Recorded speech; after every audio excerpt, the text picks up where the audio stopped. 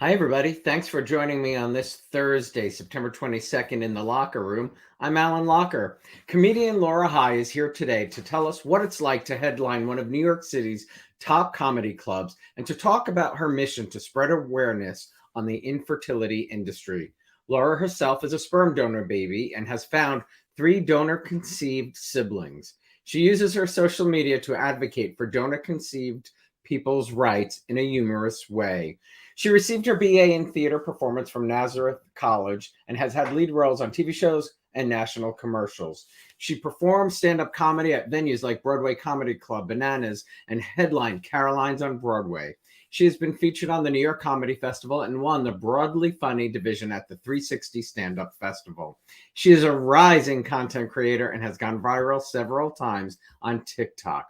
Laura writes, produces, and edits all of her own work. It is my pleasure to welcome to the Locker Room comedian Laura High. Hey, Laura. Hi. Thanks for being here. Thank you so much for having me. It means so much. I really appreciate it. You are so welcome. I'd love to know where your love of comedy began. Very easy. That came from being the buffer in my family. Oh, what does that mean? So like while my family was like fighting and having their issues, I would be sent in to be like, hey, look at me. I'll run against a wall and fall down and make you all laugh. And don't fight, please. Really? Oh yes, that was my job in the family, still is I'm the buffer. I'm there to make you laugh. And that was where my love of comedy definitely started. It definitely maybe had some codependency roots that I have had to go to therapy for. That might be true. But it really just comes from the love of making people laugh. And it's always been there since I was 4 years old. Hearing people laugh, it's intoxicating. I love it. It is the best medicine. It is. I mean, but go get vaccinated. Oh yeah. Go get vaccinated. But it is great medicine. I never realized how important. But go get vaccinated. But yes, you need a T-shirt, by the way. It is the buffer. I'm sorry, I missed what you said. Oh, I said you need a T-shirt that says "I'm the buffer." I'm the buffer. Yes. Absolutely. Well, there's definitely, I know a few kids out there who definitely know that that was their job. But no, I fell in love with comedic acting, really in middle school was really where I really was oh no, I want to be a comedic actor. I was always cast with the comedic roles and I got my BA in theater and everything. And I came to New York City to do comedic acting. And then I found stand-up and I was like, oh my God, I'm home. This is it. And wow. I continue to do comedic acting and everything like that. But stand-up comedy has just now become such a big foundation in who I am. You said middle school, right? Mm-hmm. Who at that point in time when you were in middle school were you watching as comedians that you sort of maybe wanted to emulate or be like? Two people. Number one was Gilda Radner. I got introduced to Gilda Radner when I was around 10, 11 years old. My mom is an event planner and she was doing the opening for the first Gilda's house. And wow. And I didn't know who Gilda was.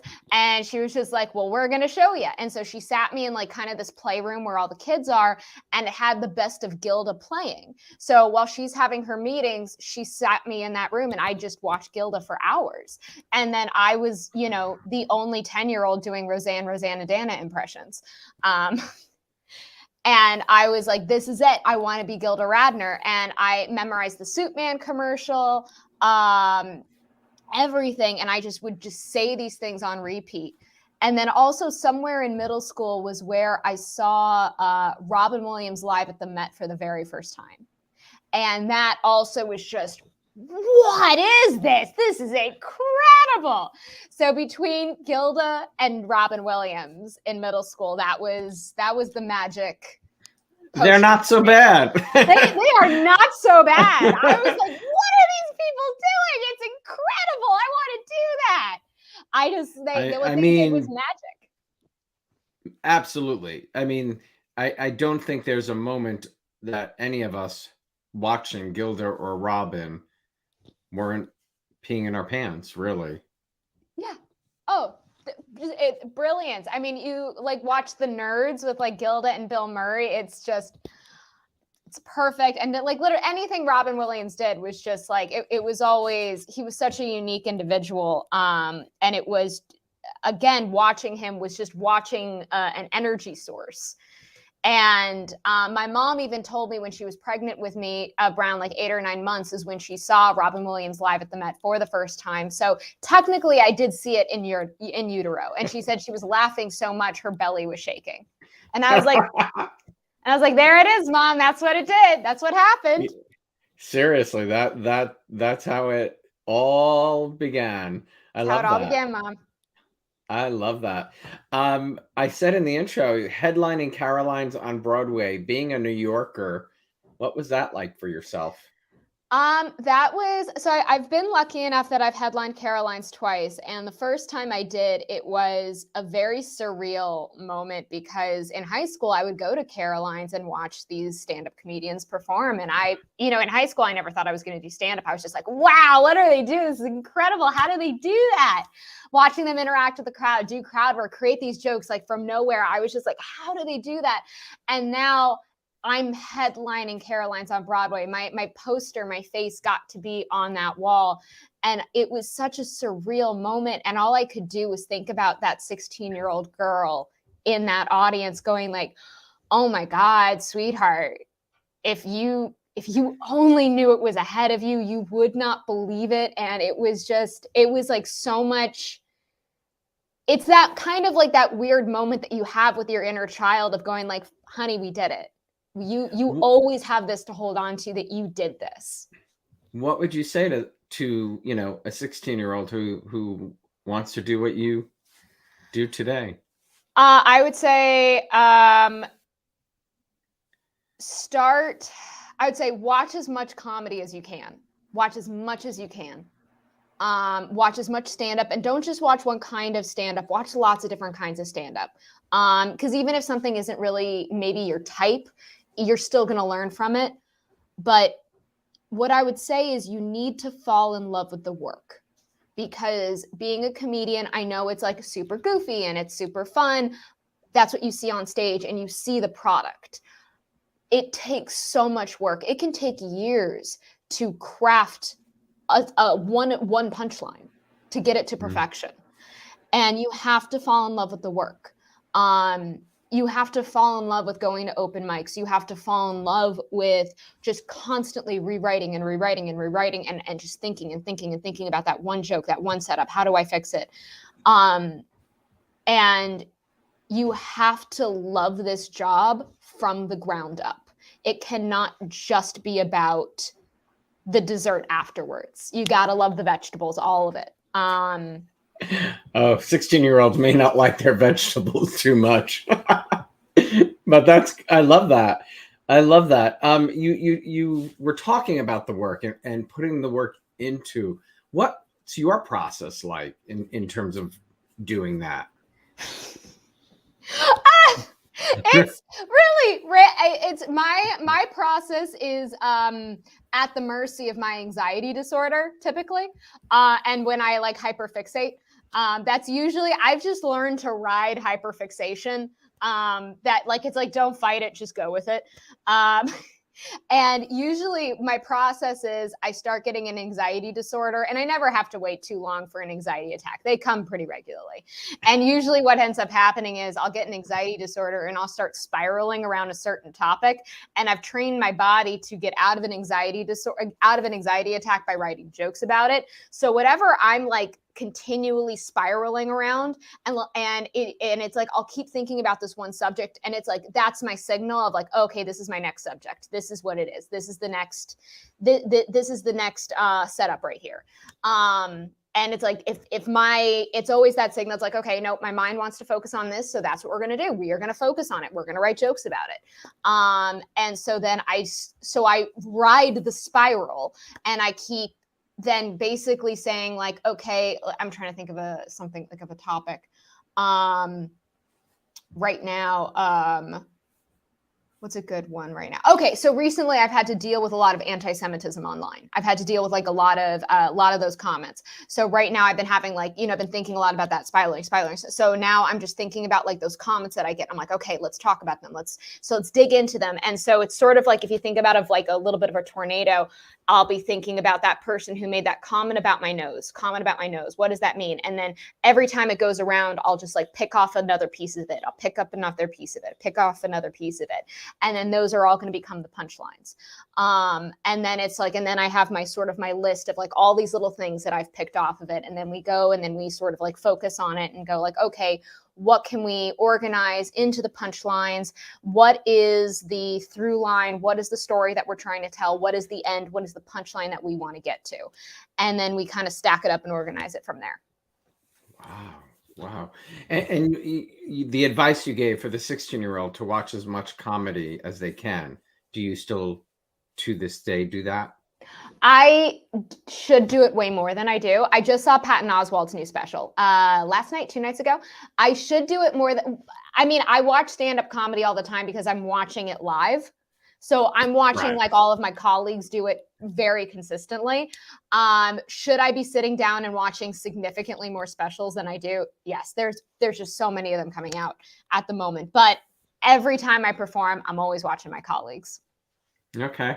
And we talked about Robin and Gilda. Now in 2022, who are your, people you admire? Top 2 are definitely Patton Oswalt and Wanda Sykes. God, I love Wanda. And I do like Patton as well. I mean, I love Patton in his performance of acting. Yeah. I mean, he's phenomenal in everything he does. Those are 2 good ones. I laugh. Wanda just kills me every time. Oh, God. She's perfect. She really is. I tell everybody, if you want to see like genuinely a perfect stand-up special, go watch Wanda Sykes' I'm a Be Me. It doesn't miss a beat. It's perfect. It's personal. The punchlines are so freaking sharp. And her performance is just, it's delightful. It's authentic. It's top to bottom. It's a perfect special. And it's a comfort watch for me at this point. It's interesting because the 4 you chose are also 4 actors. Oh, yeah, you're right. I hadn't connected that, but you're right. Right? Not every comedian acts as well, but those 4, really, as great as they are in their stand-up, are just as great performing in TV and movies, what they've done. Absolutely. No, they're absolutely do. And I probably am a bit more attracted to I'm going to say probably performing style. I mean, there are comedians that I like that I don't think are, I'm thinking about it. I'm like, and I'm sort of going through my list of all the ones that I really like. And I'm like, no, they all have acting backgrounds. Interesting. Well, I learned something about myself today.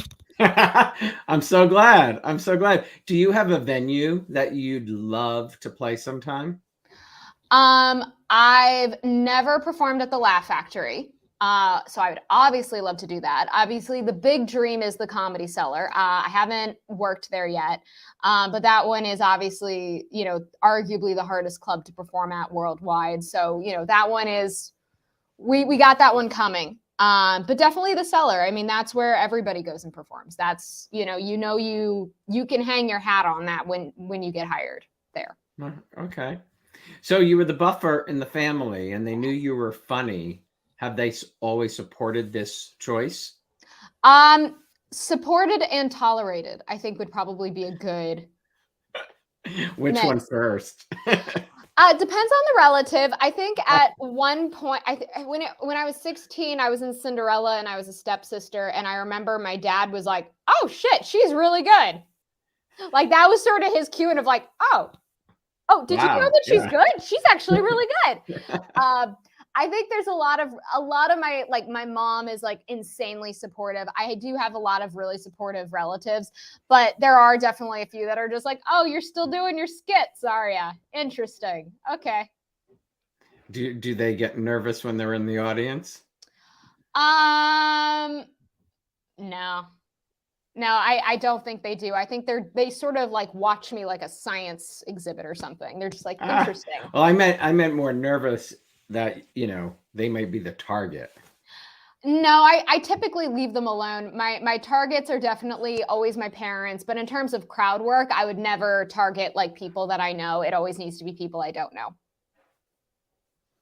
Love that. Love that.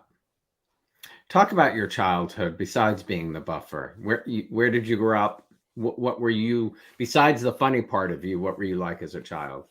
Oh, I was the weird kid. I was the annoying kid. I definitely, I grew up in Westchester, New York, which is very like Stepford wannabe, specifically Rye, New York. I mean, it's like we all watch Stepford Wives and we're like, oh my God, that's a horror movie. But like Rye was like, yes, let's do it. Let's brainwash them all. Like that's where I grew up. And I did not fit in whatsoever. Like everybody I grew up had like this perfect straight hair, this like beautiful, perfect tan. And I was there all like, I have really super frizzy curly hair.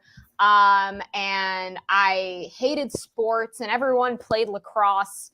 And I was sitting there being a goober, and just wanted to do weird goobery things. And I didn't understand why it was weird that I wanted to just like play and have fun.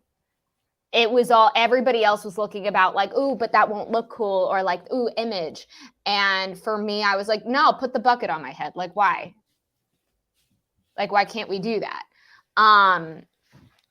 And so there was always this disconnect with where I lived. It was just never something, because it was always about, for them, it was always about portraying a certain image. It was always about portraying a certain emotional state. And I've never had filters. I'm horrible with filters. So I would always say what I'm feeling, how I'm feeling, and there wouldn't be any pretense. And apparently that wasn't correct Westchester code. And I did not learn that in time. Interesting. I love that. Benjamin just asked a question. He asked, do you find it's harder for young female stand-up comedians versus male? Ooh, tough question. I would say it already is. The answer is yes. It definitely is. I will say it is better. It's even gotten better since when I started doing stand-up. Like I've even noticed a difference since when I joined to now. But I definitely especially when I go on the road and I leave New York City and I'm going into much smaller towns, there definitely is a bit of a shift, and it definitely changes. And definitely really where the problems are, I don't think are unique to stand-up comedy, but there is this element of you are treated more like an object than a person. Especially by bookers, producers, and a lot of audience members. They will come up to you and just start grabbing at you. And you're just like, whoa, what is going on? I need you to step back, sir. But they think because you're on stage and you're talking about these things, that gives them permission to grab and touch you. And I'm like, nope, thank you. Because I mean, and this is how I dress on stage. It's security. Security. There have been a few times where I've waved at the guard to be like, I need help. I need help me out, man. But I mean, I've been, this happened about 5 years ago. I was there's a producer in New York City who was like, I'm so glad you're on the show because there really just aren't a lot of funny female comedians. And I'm like, really, man? You're saying that to my face? Really? And that does, so there is absolutely that still exists, but it is dying out. It is, but it's still there. Great question. So at 14, mom and dad told you that you were conceived using donor sperm. Yes. Do you remember the conversation? Oh, it is a play-by-play that is burned in my memory. I was in the car with my dad. We were driving back from horseback riding lessons, and my dad turned to me and he's like, hey, Laura, do you know how babies are made? And because, again, I was the funny kid, I was like, yeah, Dad, I've seen Skinamax. And Forgot about Skinamax. right. Oh yeah, no, we used to like watch that at midnight. And so then he was like, "Well, Laura, my older sister is adopted, and he from my dad's first marriage, and he was like, do you know why we adopted your sister?" And I was like, no. And he was like, well, we adopted her because I had issues conceiving. And he was like, and you know that your mom and I had a lot of issues with infertility. And I'm like, yeah, I know. And he's like, do you know what sperm is? And I'm like, yeah. And he was like, do you know what sperm donation is? And I'm like, yeah. And he's like, you're a sperm donor, baby. And I'm like, oh, this explains everything. And I remember it was just that moment of like, boo, Every light went off. Everything was just like, oh, this is it. Because I was like, because I don't look like a lick like my dad. My dad and I are like exact opposite looking. I look like a carbon copy of my mom, but I was like, I was there. It was like I could see the Matrix for the first time. It was suddenly like I was injected with the Captain America serum. Like I was like, haha, I figured it out. Because I was always like, something feels weird. Like I was I switched at birth? I couldn't have been switched at birth. I look too much like my mom, and there's photos of my mom being pregnant. Like this, but what happened? Like I knew something was wrong. And then they told me, and I was like, there it is. And it just kind of sat, and it just sort of marinated for a lot of years. It just didn't really think about it. It was just there, and it's okay. But do you know why he chose that moment? I remember. So my parents always planned on telling me. That was always the case. But they were like, when is the right time to tell her? And so they were talking to my pediatrician, because they were like, you need to know for her health history. And the pediatrician was like, was fantastic, way ahead of her time, and was like, she needs to know. You tell her when she hits middle school. You tell her when she's 11 years old. And my parents were like, cool. But for whatever reason, I think my dad just got a little bit of cold feet, which I can understand. And it got to the point where I was in high school, and I think my parents were like, you got to do it. Like, you got to do it. And it was imperative. Like my doctor was very strict on the sense that it has to be my dad, because if it's my dad is the one who tells me, then it will make sure that I know that there's no shame involved, that everything is okay. It had to be my dad, which totally makes sense. Wow. I'm so many things come to mind. I mean, I love a doctor who really, compassion right there is demonstrating compassion for her patients or his patients. The other thing is, at the time you were conceived, was that a big thing? Sperm donor babies? Well, that's a tough question. Well, first, shout out to Dr. Mary. I still love you, and thank you so much. Thank you, Dr. Mary, for doing all that advocacy. That really is. We hear many things about doctors, but there are some really phenomenal who take that oath serious and make smart recommendations. I mean, because that just I love that other element of that it had to be your dad. Me too. That was really smart of her. And I'm just like, and she was always just such a great doctor, but like definitely hearing all of that in retrospect, I'm like, yes, queen, I love you. So in terms of sperm donation, the interesting thing is we do not know how many donor conceived people exist, whether they're egg or sperm. Obviously sperm donor babies are much more common than egg donor, because sperm donation is significantly easier to do. Egg donation is quite a serious procedure. But we do not. There's more expensive, isn't it? Or significantly, yes. It's a much more intrusive process. It is more expensive. Sperm donation, it's like, it's very simple. I always joke about how it's like 19-year-old boys are getting paid to do their favorite thing. It's very simple. But There is no record of how many donor conceived people there are, and that record, like we are unable to even go back and figure out what they are. Children who are born through IVF, there is a record of them, but not donor conceived.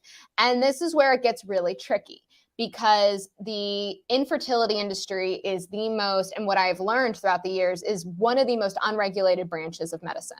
There are so many instances where donor conceived people were made completely unethically, completely off the books, and the doctors work very hard at destroying the records. For example, when I was 19 years old, I called the infertility doctor who made me, and I asked him, I would like to know, is there any way to know who my donor is? Get a donor number. Can I see my donor's medical history? Because I would like to know, like, is there a family history of cancer, of Parkinson's, of Alzheimer's, like anything that I need to know?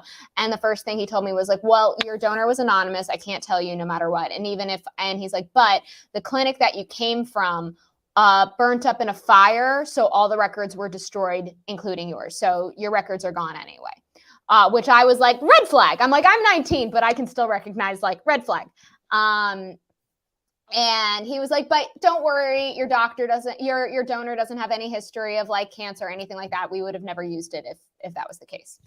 And so I kind of let that sit I was like, okay. And I let that sit for another 5-6 years. And, and it always just kind of, again, it sort of like marinated in the back of my head. And then I joined Ancestry and 23andMe. Now, one of the things that my mom always told me was that she was never allowed to pick my donor. The clinic matched the donors to the dads as best they could. And the clinic at the time, because remember, this is like 1987, so very weird at that point. The first thing the clinic insisted that they had to match before anything else was religion. So the donor had to be the same religion as my father. And my father, Scottish, Irish, Christian. And so we always were like, okay, Scottish, Irish, Christian donor. Cool. Obviously, you can look at me and be like, math ain't mathin'. Math ain't mathin' there. So the results came back, and I am 50% Ashkenazi Jewish. So, because obviously, being Jewish, it is an ethno-religion. So it was like, oh, okay, guys. So they just completely lied about everything. Wow. Yes. And so then another few years went by, and eventually my donor's cousin logged on to Ancestry, and I was able to locate who my donor is. And he is and that's through the DNA for 23andMe? Or for that was through Ancestry, yeah. Ancestry? Yeah. Wow. And I found out my donor is an OBGYN. He's also an Orthodox rabbi and Moyle. So we are. Wow. Yeah, no, he is. So he's very, very proud Ashkenazi Jewish. And I took both 23andMe and Ancestry, got the exact same results. And then a few years, and I wrote him a letter, and he never wrote me back. And a couple of years later, I got another message from a girl saying, I think I'm your half sister. Wow. And that's really where things really started to kick out for me, because never in my life did I think I had siblings. That didn't even cross my mind. Didn't cross your mind. Did it, not the possibility that could even be out there. Didn't even cross my mind. Didn't even cross my mind that possibility. And I found out that her and her sister are both my half sisters. They were both conceived by our donor. We have another half sister out there who we have located, but she just is like, I'm not ready to deal with this. So, okay, no problem. We will respect that boundary. And that just to me opened up this huge cave, because I called and I started just asking questions. And I talked to the woman who is the founder of the Donor Sibling Registry. And that's when I started asking questions about like how the infertility industry worked. And we sort of figured out that it was like, okay, so my donor had to have been donating for at least 6 years because I was conceived in 87. My eldest sister so far has been conceived in 82. And the fact that he was a med student throughout all of it and a doctor, the founder was like, you need to be ready because you easily could have 50 siblings out there. Easily. And I was like, what? How is that possible? That's illegal. And she's like, it's not. And then and she was like, there isn't a cap on how many babies that can be made from one donor. And she started just kind of like telling me like the bare basics of how the infertility industry works. And I was like, what? That's insane. And that's when it started my deep dive. And when I started making videos and advocacy, I'd be like, I'm going to look for my siblings. I'm going to be learning about this. I don't know what the hell. I'm going to find out. And now I feel like, that meme from It's Always Sunny in Philadelphia, where the character is like doing the conspiracy theories and is like, has all like, I'm basically now with the infertility industry, I've got just like a shitload of pictures all connected with the red line. And I'm just like, okay, man, this is how it works. That's like what I've become now. Wow. And it really is, it's horrific. It really is. How long that this industry has just been upcharging an insane amount of money. And it is completely the Wild West. And the best way I can explain it is, so the only thing that the FDA requires of all clinics nationwide is to do an STD test. That's the only screening that the FDA requires. There isn't a cap on how many babies can be made from one donor. Not federally, not a single state requires clinics to verify medical records a donor hands in. So a donor can fill out the sheet. He can fill out whatever he wants. It's not verified. They're only in 10 states, it is actually illegal for a doctor to switch out the chosen sperm for their own or for any other donor they decide to put in. That is how unregulated it is. That's how psychotic it is. And that's just like, that's level 1. That's entry level. Do you have a relationship with your siblings now? With one of them, I do. The other two are just like not ready, which I respect. But one of them, yeah, we text often, and she is amazing and delightful. I'm very jealous. She got the red hair. Our donor has red hair, and she got the red hair, and I'm so jealous because I've always wanted red hair, and I'm just like, could have gotten the red hair. And both like funny. Her and my other sister both have this beautiful red hair, and I'm just like, God damn, that was so close. No. Crazy. Talk about what set you in motion to well, you talked about the social media element and why you did that, but talk about the medical information. Yes. Why is it so important to have those rights and being able to have that, and how it relates to what you've been going through?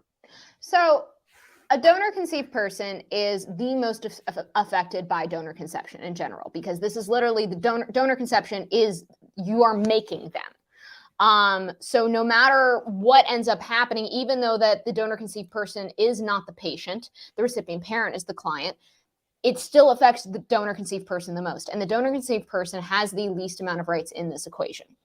The fact that the donor conceived person does not have access to half of their medical history.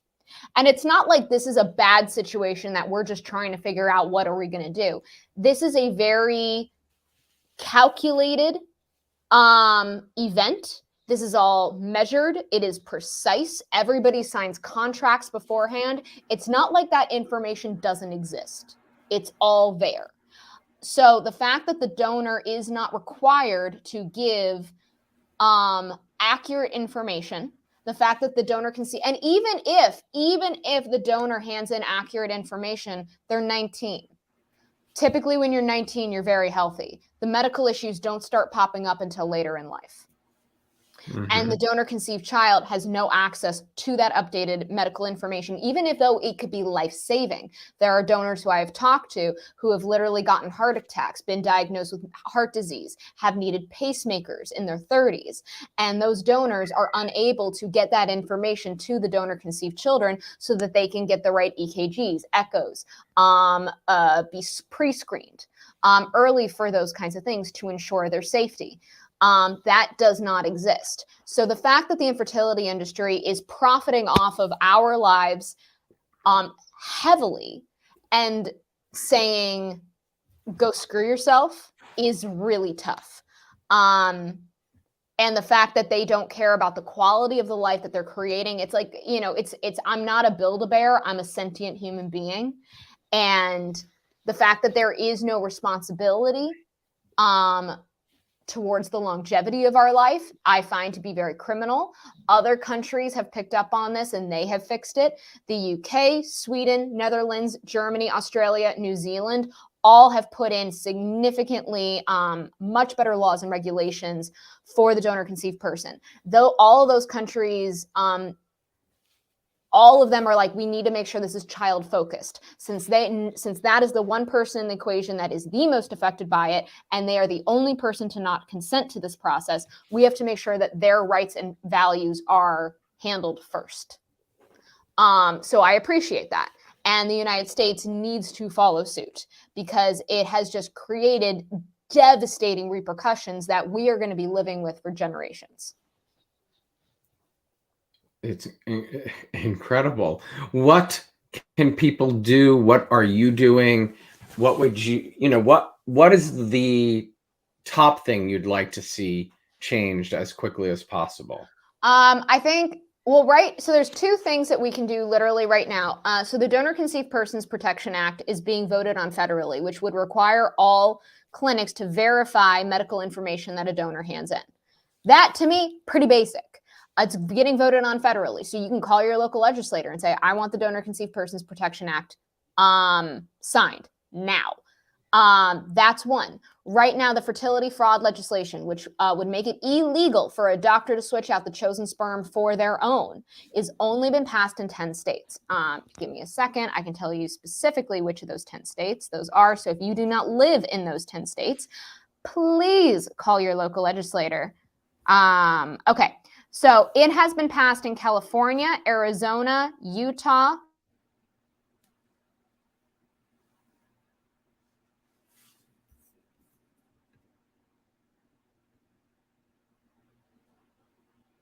Did you freeze? I think Laura froze.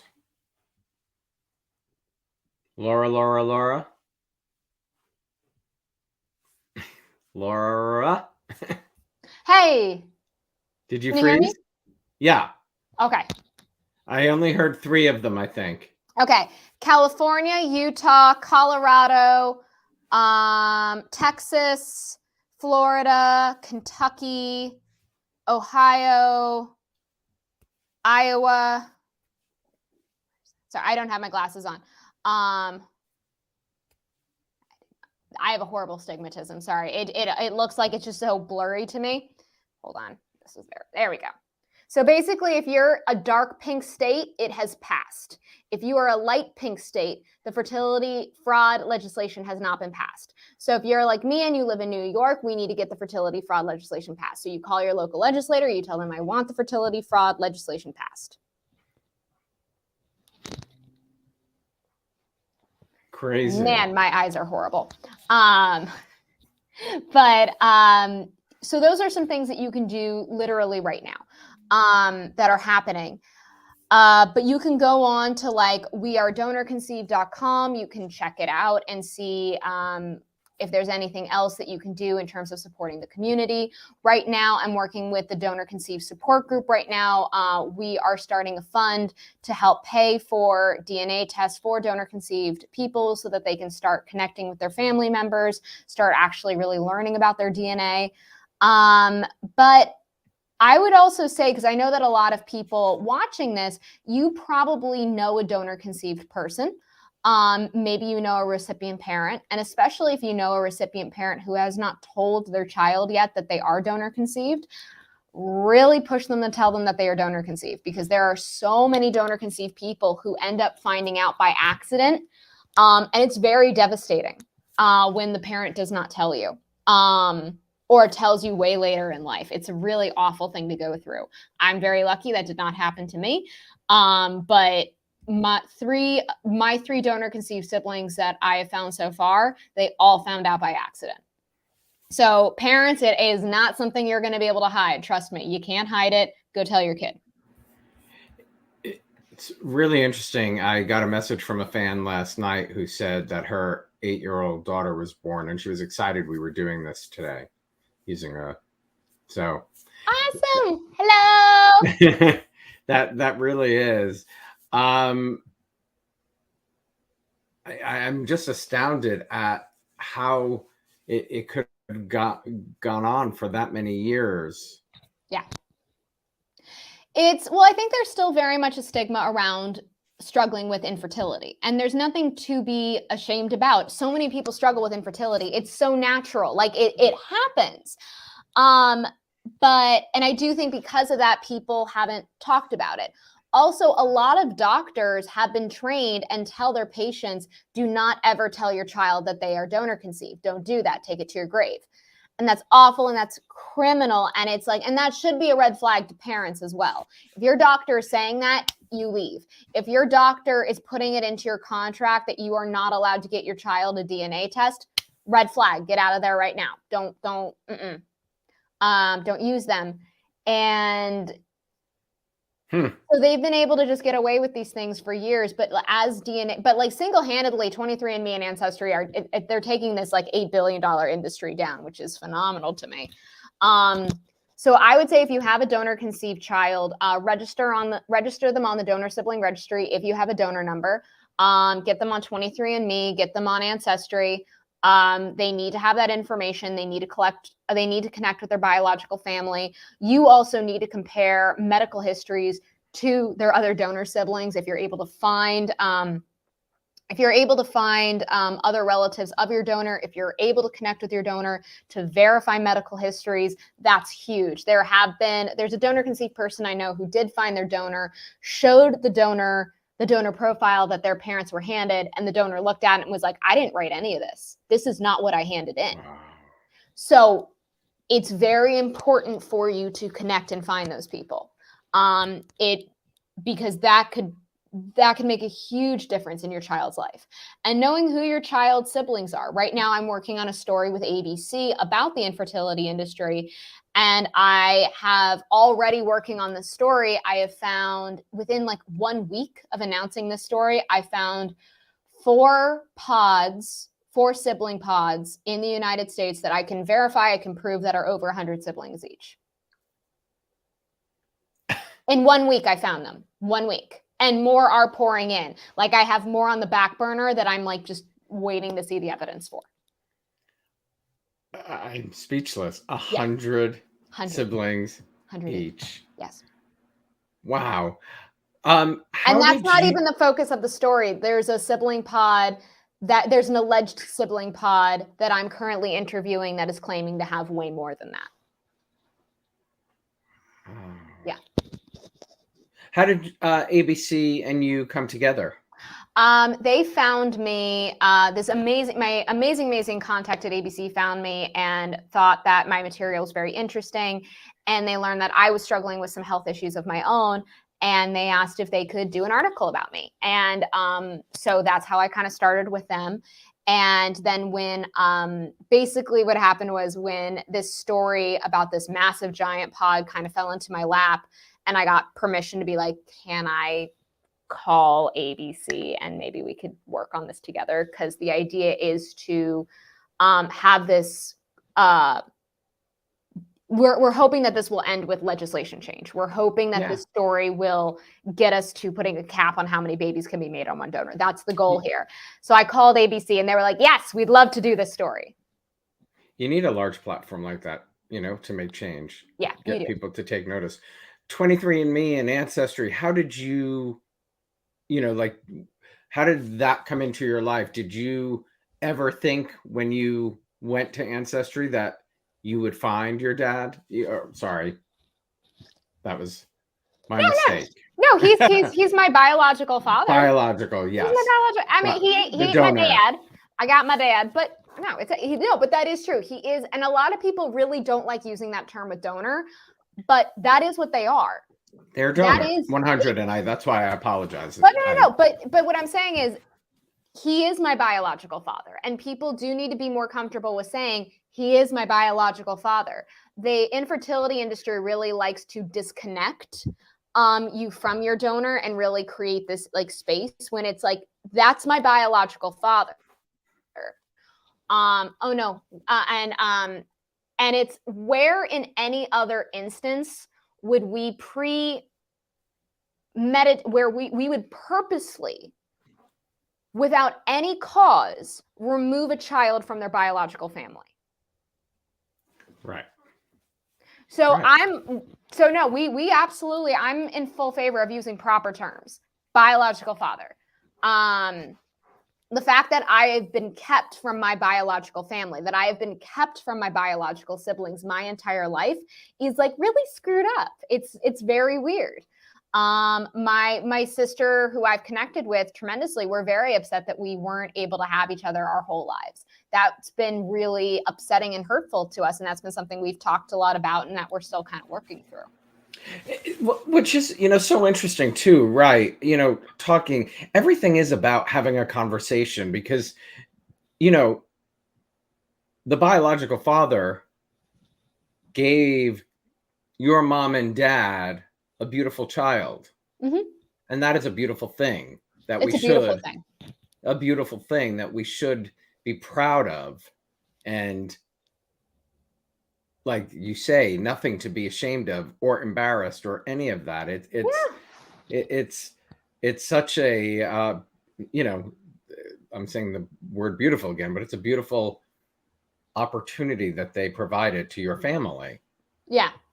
No, it is. And the fact that we shroud it in this mystery and secrecy automatically attaches this shame onto it. And it's not the truth. And the truth should be celebrated. And donor conceived people have the right to connect to their biological family. That doesn't take away anything from my dad who raised me in the least bit. He's my dad. Nothing will ever stop him from being my dad, ever. But me having questions, curiosity about my donor, about my biological father is so normal. Like everybody loves the movie Mamma Mia. Y'all get behind that. Why can't you get all behind this? I remember What a Girl Wants with Amanda Bynes was like a huge box office hit when I was like in high school, middle school. Like everyone loved it. But, the fact that I'd like to know who my donor is, I'd like to know who my siblings are, people like freak the hell out. The unknown or, and like you said, things that we shroud in secrecy just become a larger mystery that people are afraid to, touch, and one of those things is, my parents were Holocaust survivors. Many Holocaust survivors didn't speak about the Holocaust because of that. But, I know your grandfather, who I'm sorry passed away recently, was also a survivor. Yeah. Thank you. He was, and it took him a very long time, just like your parents, to talk about it. Where are your parents from? Holland. My grandfather was. No, sorry. Where was he from? Poland. Okay. And he was with my entire family, was part of the Polish resistance, the Polish underground. And my whole family was, like, my great-grandfather was in charge of the battalion Owaza. My grandfather, along with his 5 siblings, were all volunteered to be part of the Polish underground. And at the end of the Warsaw Uprising, my grandfather, everybody was caught. My great-grandfather was killed at the end of the uprising. But all the siblings, one sibling was also killed at the beginning of the uprising. but 4 of them all went into the camps. So my grandfather, my great uncle were in Auschwitz and then in Mauthausen. And then my 2 great aunts were both in a different work camp, but were victims of science experiments. Oh, God. Did I get this right, that your grandfather, before he passed, was on your TikTok? He was, and he loved it. He was a little TikTok star. But he was doing it to educate people about his experience? Yeah, he would answer questions, and he found it to be so validating because when he first got to America, nobody believed him. Everyone was like, you're lying. You didn't experience that. It didn't happen that way. And so he kind of just shut up. He stopped talking about it. And honestly, kids have been the most validating for him. The first time he really spoke about it was at my college. He came and gave a lecture, and it was 50 college students who were all just like unbelievably respectful. They just wanted to ask questions and learn from him. And we went to dinner out afterwards, and a server who was working at that restaurant was there and literally came up to him, and they're like, sir, I just want you to know how much that meant to me. Thank you.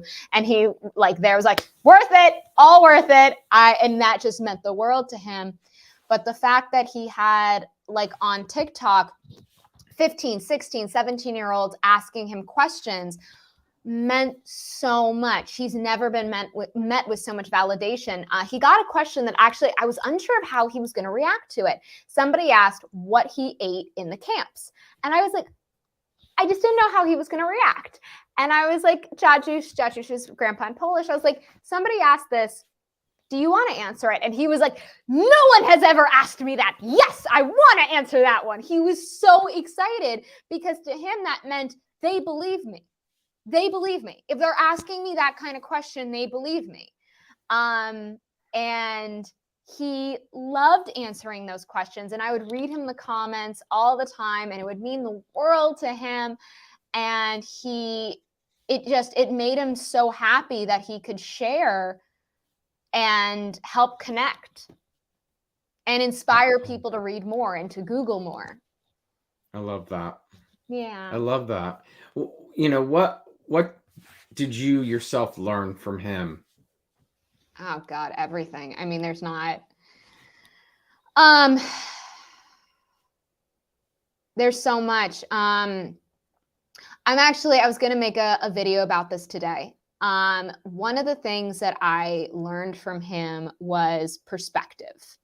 And the perspective was he never labeled himself a victim. And let me explain why. My grandfather, now I am half Ashkenazi from my sperm donor side's paternal side. My grandfather was Roman Catholic Polish. He is not Jewish. He was not a target of the Nazis. He was not labeled immediately for extermination. He volunteered and I'm speaking as him. This is what he would say. He was like, I volunteered. I joined the Polish underground. I joined knowing there was a risk I could get caught. I did that. I made that choice. And he was like, that is not the same as what was happening to the Jewish people, to the Romani, to the gays, to the disabled. He was like, that's not the same. They were the victims. He's like, I could have held my head down. I could have hid. I could have escaped and nothing would have happened to me. And he was like, they couldn't. They were the victims. And that wasn't to take away from any of the suffering he went through. He was literally tortured.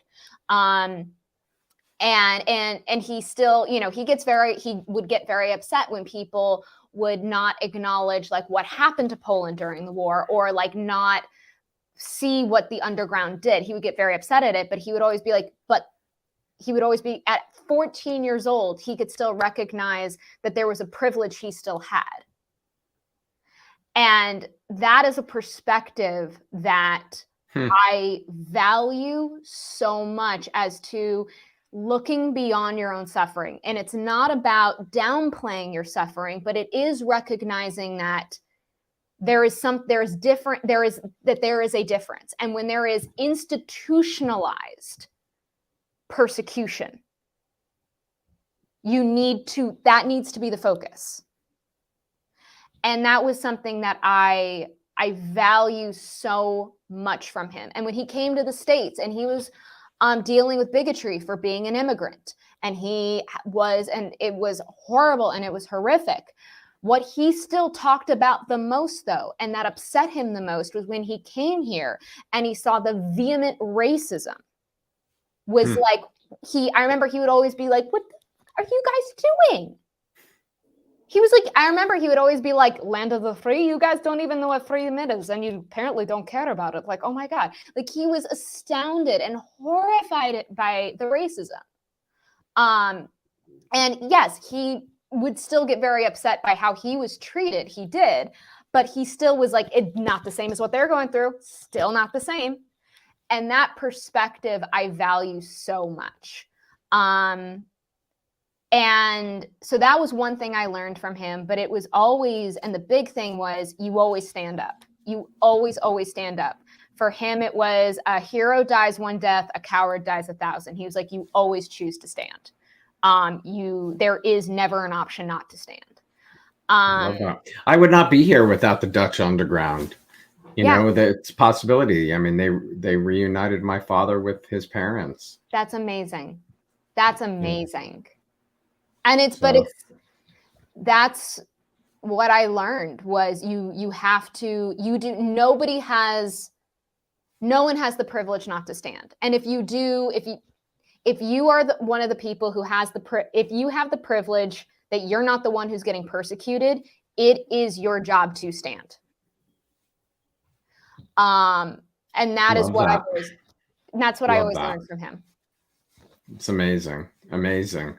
Tell me how your life experience have shaped your comedy and your outlook on sort of the business. I